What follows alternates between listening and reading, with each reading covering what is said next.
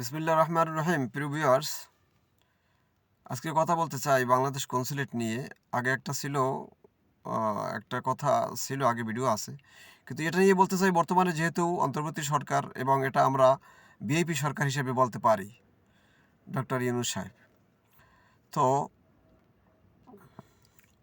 এরা সময় পাইলে অবশ্যই অনেক কিছু চেঞ্জ হইতো, অনেক কিছু হতো, কিন্তু সেটা তো আর সেই সুযোগ নাই। তো এখন আমি বলতেছি যেসব কথা, এটার জন্য আপনাদেরকে এই ভিডিওটা শেয়ার করেন যদি কোনো কিছু একটা চেঞ্জ হয়। আমি সাধারণভাবে বলি, দেখেন, অনেক কনসুলেটে গেছি আমি এই দেশে, এই দুবাইতে আমি অনেক কনসুলেটে গেছি। যেসব দেশ, সুদান, সুমাল, ইউথোপিয়া, আরও কী দেশ আছে আমাদের থেকে গরিব এবং ওদের লোক এখানে কম, তারা কেমন একটা হাইফাই, কেমন একটা সুন্দর বিল্ডিং নিয়ে, ভাড়া নিয়ে সেখানে তারা এই সার্ভিসটা দিচ্ছে, কনসুলেট সার্ভিস দিচ্ছে।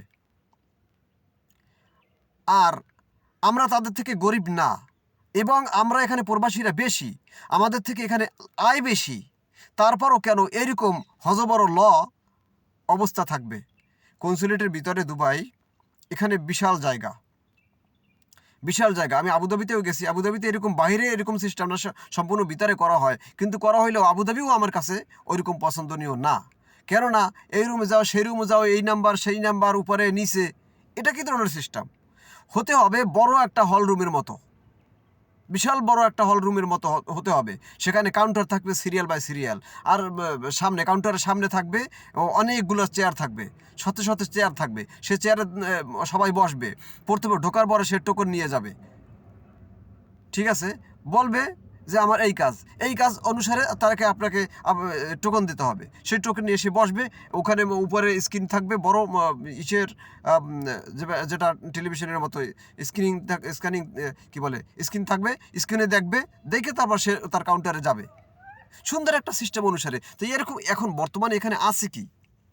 একটা গোয়ালঘরের মতো, যেখানে গরু রাখা হয় সেরকম উপরে একটা ছাউনি দিয়া, এরপরে এখানে এইভাবে এটা দেখতে দেখায় কেমন, কত বড় জায়গা ভিতরে। ঢোকার পরে এই জায়গাটা উঁচু, এরপরে জায়গা আছে নিচু। যেভাবে থাকুক, এটা কিভাবে সমান করা যায় না এইভাবে রাখা সুন্দর মতো এখানে জায়গা বানানো যায়, কিন্তু সেই সার্ভিসটা আমাদেরকে দেওয়া হচ্ছে না কেন?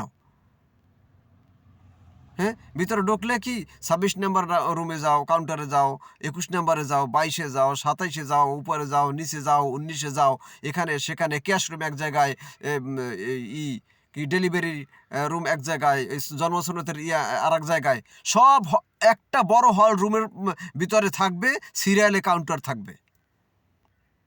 এটা হলো সিস্টেম।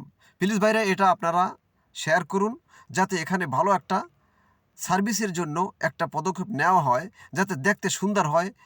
আমাদের ওই খাবার দাবার লাগবে না, শুধুমাত্র আমরা তাড়াতাড়ি যে ভালো একটা অবস্থানে আমরা বসতে পারি, ভালো পরিবেশ আমরা পাই, সেটাই আমরা চাই। অন্য আর কোনো কিছু দরকার নাই।